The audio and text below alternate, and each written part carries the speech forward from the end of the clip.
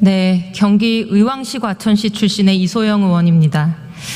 국민들의 삶은 악소리가 나고 있는데 국민들께 죄송하다는 말 한마디 없이 우리나라 국무위원들은 수출도 좋아졌고 물가도 좋아졌고 민생도 좋아졌고 국민들이 체감할 수 없는 달콤한 얘기만 하고 있습니다.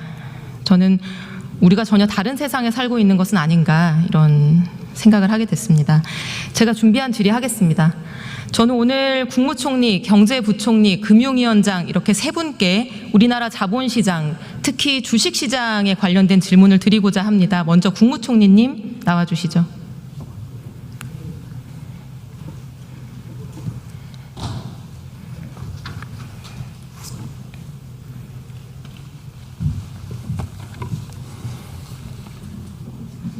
네, 노고가 많으십니다. 안녕하세요. 총리님, 저는 오늘 아주 중요한 개혁과제 한 가지에 대해서 정부의 입장을 묻고 설득하기 위해서 이 자리에 나왔습니다. 그래서 퀴즈를 내듯이 질문하는 것은 하지 않겠습니다. 대신에 조금이라도 의미 있는 답변을 하기 위해서 노력해 주시면 좋을 것 같습니다. 우리 주식시장이 장기 저성장의 늪에 빠져 있습니다. 그렇죠? 네, 성장 잠재력이 계속 내려가고 있는 게 맞습니다. 네, 세상 모두가 아는 얘기니까 길게 설명하지는 않겠습니다. 우리 코스피 지수가 처음으로 2000선을 넘은 게 2007년입니다. 지금으로부터 17년 전이죠. 지금은 얼마냐? 2500 정도 됩니다. 그러니까 17년 동안 1.3배 정도 성장한 것이고요. 비슷한 기간 동안 일본 니케이 지수는 5배 성장했고 미국 S&P 지수는 6배가 됐습니다.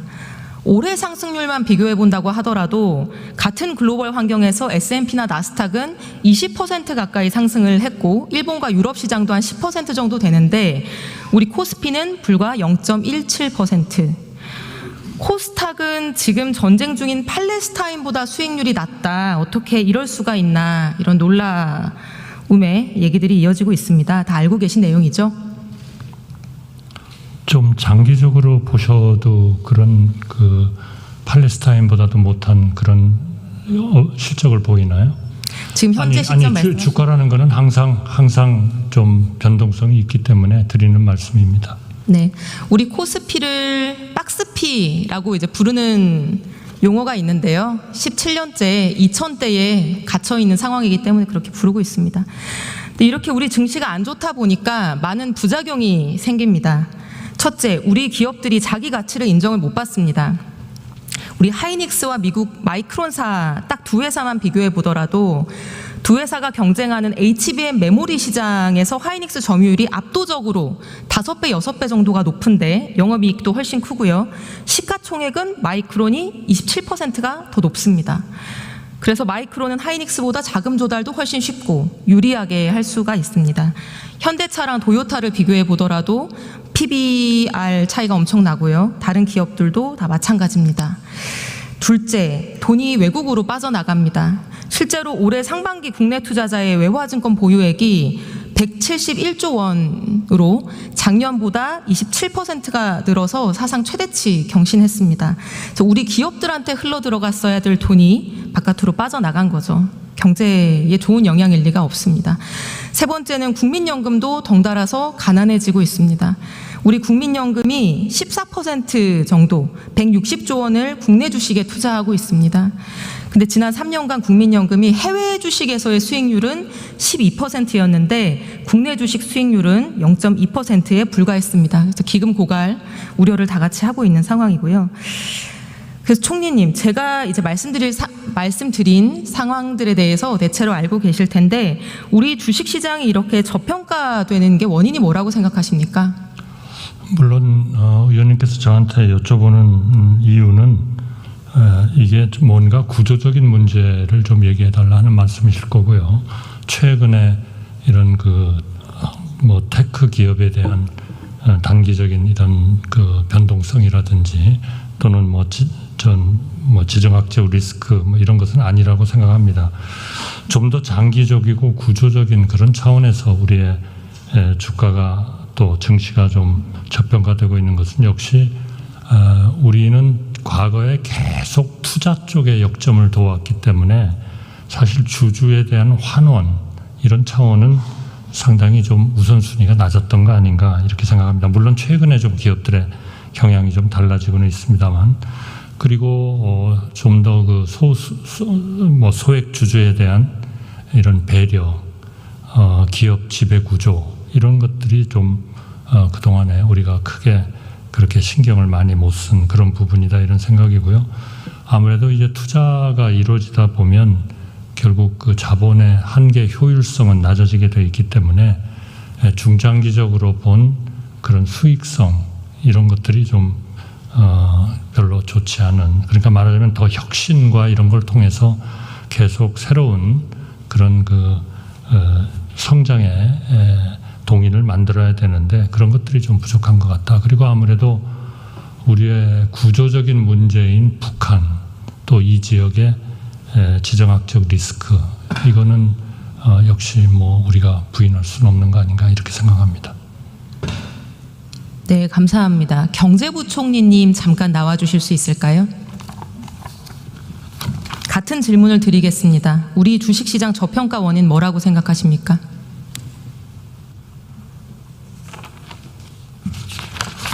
네, 좀 전에 총리님께서 설명하신 거와 뭐 큰 차이는 없습니다만은 기본적으로 주식시장에 상장되는 우리 기업들의 어떤 수익성이나 성장성 측면에서 봤을 때 그 연구에 따르면 아시겠습니다만 우리나라 뭐 자기자본 이익률 이런 것들이 아무래도 좀 선진국에 비해서 좀 부족하고, 그 다음에 뭐 최근에 그 90년대 이후에 신생 기업들 숫자를 넣고 봤을 때도 그렇게 많지 않거든요. 이제 그런 원인도 하나 있고요.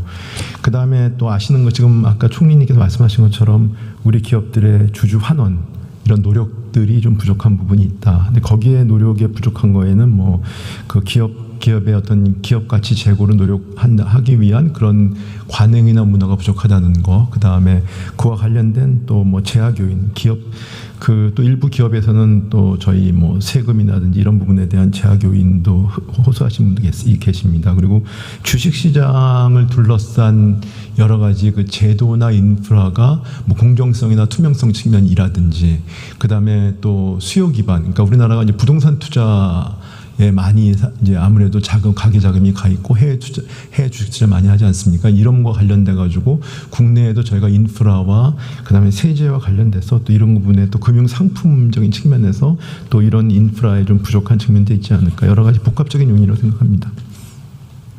네, 금융위원장님 의견도 듣고 싶습니다. 잠깐 나와 주시겠습니까?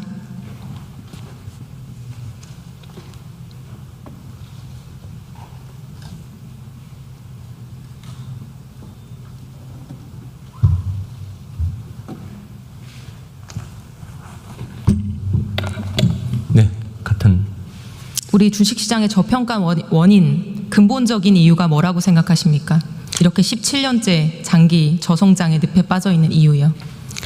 앞서 총리님, 부총리님 말씀드린 것과 거의 같은 맥락입니다만 조금 분류해서 말씀을 드리면, 시장의 구조적인, 그러니까 수요 측면에서 보면은 장기 안정적인 투자 수요가 선진국에 비해서 조금 부족하다 하는 생각이 듭니다. 그 이면에는 우리가 배당이나 이런 걸 통해 가지고 좀 꾸준히 수익을 얻는 구조가 아니고 단기적으로 매매를 통해서 이익을 얻는 그런 구조, 시장 구조다 보니까 수요가 안정적으로 가지지 못한다 하는 측면이 있고요. 기업, 상장 기업 측면에서 보면 아까 말씀 많이 주셨습니다만 주주 가치를 생각하는 경영이 그동안 기업들이 아직 완전히 좀 부족하게 있다 하는 측면이 있고, 시장 구조적으로 보면은 여전히 불공정 거래, 그러니까 공정성에 대한 투자자들의 신뢰를 얻지 못하고 있다, 이렇게 크게 나눠서 생각을 하고 있습니다.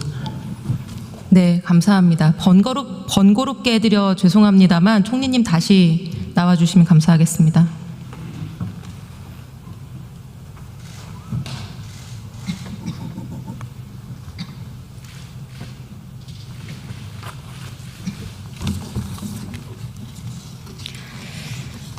네, 세 분 의견 잘 들었습니다. 주주환원이 적은 것은 지배주주가 다수주주에게 유리한 주주환원에 대한 의사결정을 하지 않기 때문이겠죠. 오늘 세 분이 말씀 주신 내용에는 다 불공정성이라는 단어가 동일하게 포함되어 있는 것을 제가 들었습니다. 제가 생각하는 원인은 바로 좀 거칠게 얘기하자면 우리 주식시장에 아직도 전 근대적인 신분제도가 남아있기 때문이라고 생각합니다. 조금 더 거칠게 표현해보자면은 내가 월급을 아껴서 어렵게 주식 투자를 하고 있는데 가끔씩 롤렉스 시계를 차고 있는 도둑이 나타나서 내 주식을 빼앗아 가기 때문에 저는 이렇게 보고 있습니다. 총리님, 이게 무슨 의미인지 알고 계십니까? 글쎄요, 그게 아마 뭐 최근에 조금 문제가 되고 있는 합병이나 이런 것들을 통해서 좀 불공정한 그런 그 평가의 기초를 둔 그 이익의 어떤 불균형적인 배분 뭐 이런 것들을 말씀하시는 거 아닌가 싶은데요. 저는 오히려 한 가지 말씀드린다면 사실 그동안에 우리 그 주식시장이 이런 저평가 쪽에 원인의 하나로 이런 주주환원이 좀 부족하다 했었던 거는 사실은 우리가 짧은 기간에 고성장을 했기 때문에 대부분의 회사들의 최고의 가치가 결국 중장기적인 투자 이런 쪽에 굉장히 많은 그 재원을 알로케이션을 했고 오히려 우리 주주들은 좀 참아야 된다 이런 것들이 굉장히 좀 강하지 않았나 싶습니다. 그것이 중장기적으로 그 회사의 발전을 이룩할 수 있다면 그거는 이제 언젠가는 그 보상을 받게 되겠지만 뭐 항상 그러리라는 보장은 없기 때문에 우리 주주들이 일종의 그런 리스크에 좀 직면하고 있는 거 아닌가 싶습니다. 그러나 그러한 성향, 그러니까 투자를 좀 우선적으로 해가지고 특히 이제 오너들이 그 처음에 회사를 세웠을 때의 대개의 생각들은 한마디로 얘기하면 배당은 무슨 배당이냐, 전부 다 하여튼 참고 인내하고 계속 투자해가지고 세계 최고의 기업이 될 때까지는 우리 좀 참자. 이런 그 리더십이랄까 이런 것들이 많이 작동하지 않았나 싶습니다. 모르겠습니다. 제가 지금 정확히 지적을 한 건지는요. 네. 배당이 적다는 이유만으로 이렇게 외면을 받고 있는 것 같지는 않습니다. 우리가 모두 1인 1표를 평등하게 가지는 것처럼 같은 주식을 갖고 있으면 동등한 취급을 받아야 되는데 우리는 그렇지가 않습니다. 사례 몇 가지만 보여드리겠습니다. 슬라이드 보여주시면 방금 말씀하신 지금 벌어지고 있는 일입니다. 슬라이드를 띄워주시죠. 두산 밥켓은 영업이익만 1조가 넘는 엄청난 우량 회사입니다. 지금은 두산 에너빌리티 밑에 딸려있는 회사죠. 그런데 두산 오너 일가가 들고 있는 주식회사 두산, 이 지주사는 에너빌리티에 대한 지분은 30%밖에 안 가지고 있습니다. 그렇다 보니 밥켓에 대해서도 간접 지배율이 13% 정도밖에 안 됩니다. 황금 송아지에 대한 지배를 당연히 높이고 싶겠죠. 그래서 지주사가 지분 68%나 가지고 있는 신생회사 로보틱스를 만듭니다. 매출도 얼마 안 되고 적자가 나는, 손실 나는 기업입니다. 그 밑으로 밥켓을 옮기려는 계획을 세웁니다. 이것들 다 상장회사입니다. 원래 최종 계획은 밥켓을 로보틱스 밑으로 옮겨서 로보틱스의 100% 자회사로 만드는 것이었습니다. 근데 로보틱스한테는 이럴 돈이 없죠. 이런 좋은 회사를 살. 그래서 밥켓의 가격은 은근히 낮추고 로보틱스의 가격은 은근히 높여서 합병 비율도 대충 맞춥니다. 이 계획이 실행되면 지주사가 밥켓에 대해서 가지고 있는 간접 지분율은 현행 13.8%에서 42%, 3배가 됩니다. 두산 오너는 돈 한 푼 들이지 않고 매출 9조짜리 회사에 대한 지분율을 단번에 3배로 높입니다. 반면에 상장회사인 두산 에너빌리티의 주주들은 이 우량한 회사를 다른 회사에게 뺏기게 되기 때문에 당연히 손해를 보게 될 것입니다. 이런 일을 벌이고 있는 두산 에너빌리티의 이사들은 항의하는 주주들한테 야, 열받으면 주식 매수 청구권 행사해서 팔고 나가, 이렇게 통보를 합니다. 여기서 롤렉스 시계를 찬 도둑은 누굴까요? 글쎄요, 당연히 그런 데서 큰 이익을 얻고자 하는 뭐 대주주에 해당되겠죠. 네, 근데 그걸 실행한 거는 에너빌리티의 이사들입니다. 이런 일이 벌어지고 있는데 우리 정부, 우리 금감원은 증권신고서를 반려하는 거 말고는 할 수 있는 일이 없습니다. 왜 그런지 아십니까? 글쎄요, 정확히 잘 모르겠습니다. 네. 답은 우리 상법과 우리 대법원 판례가 이사들의 이런 주주이익 침해 행위를 허용하고 있기 때문입니다. 슬라이드 보여주시면 상법 382조의 3 이사의 충실 의무, 이사는 회사를 위하여 직무를 충실하게 수행하여야 한다라고 하고 있습니다. 다음 슬라이드. 그런데 2009년 삼성일가 구하기 판결이라고 비판을 받았던 에버랜드 전환사채 사건에 대법원 판결이 등장합니다. 그리고 이렇게 선언합니다. 이사가 주식회사 지배권을 다른 주주 의사에 반해서 제3자한테 이전하는 것은 기존 주주의 이익을 침해하는 것이긴 하지만 회사의 이익을 침해하는 것은 아니기 때문에 이 이사들이 주주에 의해서 충실 의무를 지지 않는 이상 이것은 무죄다. 우리가 일반적으로 주주와 회사의 이익이 일치할 거라고 생각하지만 이런 사건들에서는 주주의 이익과 회사의 이익이 일치하지 않는 겁니다. 왜냐하면 에버랜드에게는 없던 돈이 전환사채 발행으로 들어온 것이기 때문에 손해가 없지만 주주들에게는 지분이 희석되는 손해가 발생하는 것이죠. 이때부터 우리나라 기업의 이사들은 주주 이익 침해 면허를 가지게 됐고요. 그래서 두산 에너빌리티의 이사들도 고작 회사 지분 30%를 가지고 있는 지배주주의 이익을 위해서 나머지 70%의 일반 주주 이익을 침해하는 결정을 백주 대낮에 이렇게 버젓이 하고 있는 겁니다. 여론이 악화되고 금감원이 신고서 계속 반려하니까 3배 뻥튀기 포기하고 2배 뻥튀기 하겠다고 하고 있습니다. 총리님, 이 상법 개정해야 되지 않겠습니까? 네, 그 문제는 하여튼 소액주주 보호를 위해서 필요하다 이런 의견과 경영의 환경이 위축될 수 있다는 우려가 제가 보기에는 병존하고 있는 것으로 알고 있습니다. 그래서 정부로서는 좀 각계각층의 의견을 균형 있게 듣고 있고 경영 환경 위축 우려를 좀 완화하면서도 주주를 실효성 있게 보호할 수 있는 방향으로 입장을 정해 나가도록 하겠습니다. 21대 국회 때부터 민주당이 제출했던 상법 개정안 알고 계시죠? 네, 이사 충실 의무죠. 네. 슬라이드 보여주시면 보시다시피 이사에게 회사의 이익뿐만 아니라 주주의 비례적 이익까지 고려할 의무를 부여하는 내용입니다. 22대 때도 다시 발의되어 있습니다. 근데 이 상법 개정안에 대한 정부의 입장을 제가 도무지 알기가 어렵습니다. 정부의 입장이 있습니까? 지금 하여튼 의견을 좀 균형 있게 듣고 있고요.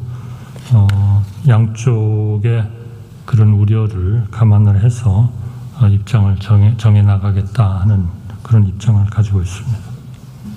다음 슬라이드 보여주시면 윤석열 대통령께서는 올해 증권시장 개장식에서 이사회가 의사결정 과정에서 소액주주 이익을 책임있게 반영하도록 하는 상법 개정 추진하겠다 말씀하셨고요.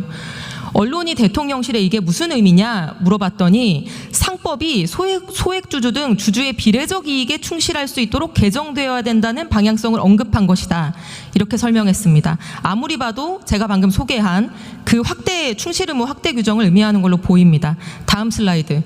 금융감독원장도 이사 충실 의무 대상이 주주로 확대되어야 된다는 입장은 명확하다 이렇게 얘기했습니다.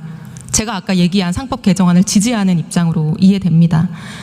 넘겨주시면 법무부는 현 여당 대표이신 한동훈 대표께서 법무부 장관일 당시에 이거 굉장히 획기적인 법안입니다. 이렇게 긍정적으로 평가를 했는데 법무부 공식 법안 의견에서는 반대 취지의 신중 검토 의견을 내면서 원칙적으로 회사 이익과 총주주의 이익은 일치하기 때문에 굳이 개정할 필요가 없다. 이런 의견을 냈습니다. 그러나 아까 제가 그게 달라질 수 있는 경우를 소개해드렸죠.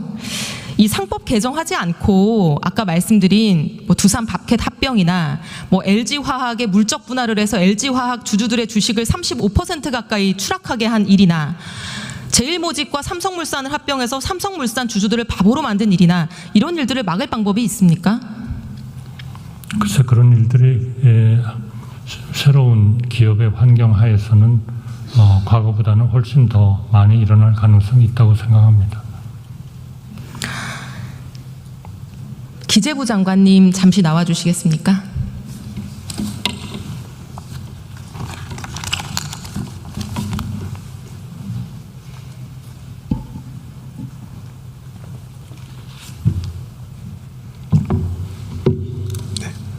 이 이 상법 개정안에 대한 기재부의 입장은 뭡니까? 그 상법 개정안과 관련해서 아까 의원님 말씀하신 것처럼 의원님 말씀하신 사례, 그 다음에 저희가 죄송합니다.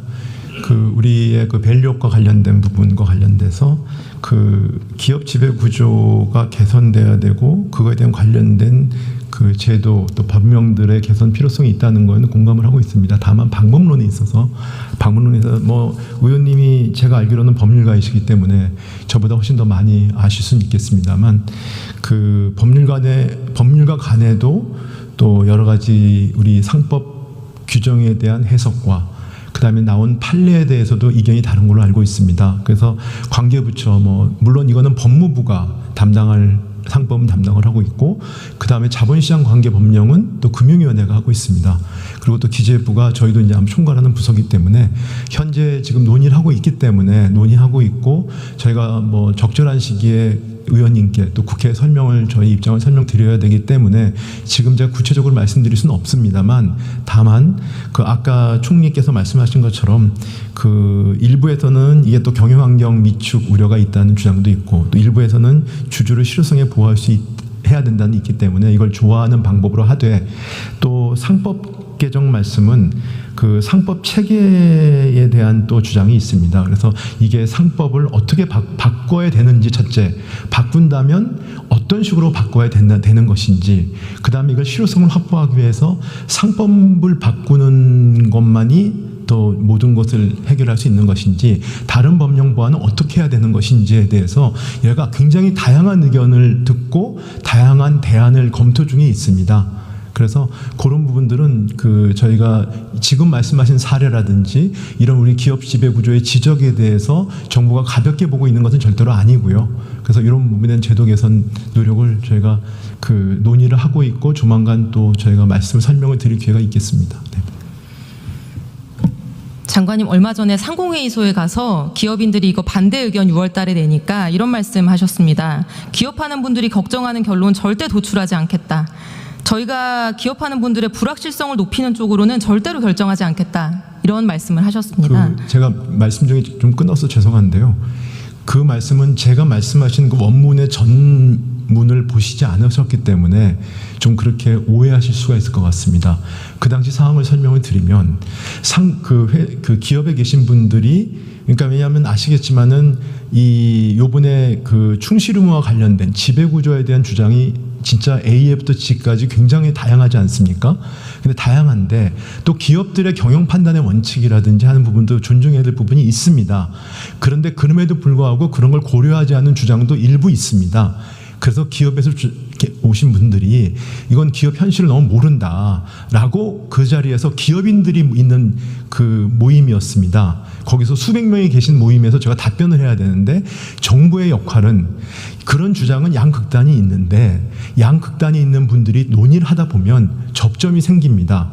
접점은 제가 찾고 있는데 그 접점은 아까 말씀드린 것처럼 주주에 대한 주주의 이익도 보호하면서 기업들의 경영에 불필요한 피해를 주지 않을 거다. 그러니까 기업인들이 걱정하는, 기업인들이 우려하는 그냥 그런 모르게 말하면 기업인들의 이익을 갖다가 원사이드하게 피해를 주는 그런 법안이 있지 않고 그런 과정은 투명하고 그다음에 여러분들한테 의견을 수렴하면서 그 접점을 찾아 나갈 거라는 설명을 드리면서 제가 단어를 썼거든요. 근데 그것만 언론에서는 기업인들의 피해가 가지 않도록 하겠다고 그러니까 정부가 마치 그 주주의 이익이나 그다음에 기업 지배 구조의 개선을 완전히 그 경영계의 측면에 서가지고 저희가 판단을 한다라고 의원님도 오해를 하셔서 저한테 질문을 하시는 건데 그건 절대로 그렇지 않습니다. 그러면 장관님께 묻겠습니다. 네. 만약 소액주주들의 불확실성이나 불공정성을 제거하는 방향으로 정책을 추진하는 과정에서 기업인들에게 불확실성이 일부 발생한다. 그래도 그 길을 가야 된다는 것은 인정하고 동의하십니까? 저는 기본적으로 회사 전체 이익을 극대화하는 게 맞다고 생각하고 있고요. 주주도 주주 전체 이익을 극대화한다고 생각하고 있습니다. 그렇기 때문에 그 대주주의 이익도 침해받으면 안 되고요. 소수주주의 이익도 침해받으면 안 됩니다. 라고 저는 알고 있습니다.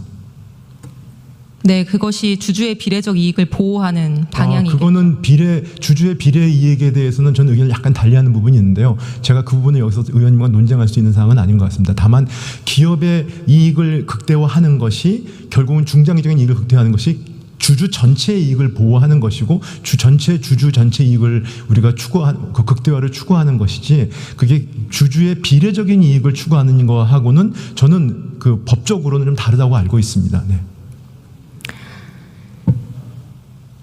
네, 제가 오늘 질문 시간을 거의 다 썼는데요. 네. 마무리를 하겠습니다. 다 같이 들어주시면 좋을 것 같고요. 저는 상법 개정해야 된다고 생각합니다. 정부의 입장이 무엇인지는 오늘 제가 적절한 답변을 듣지 못했는데요.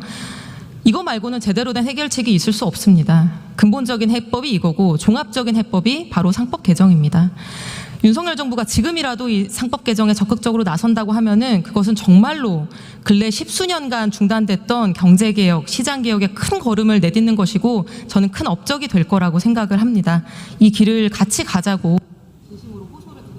네, 알겠습니다.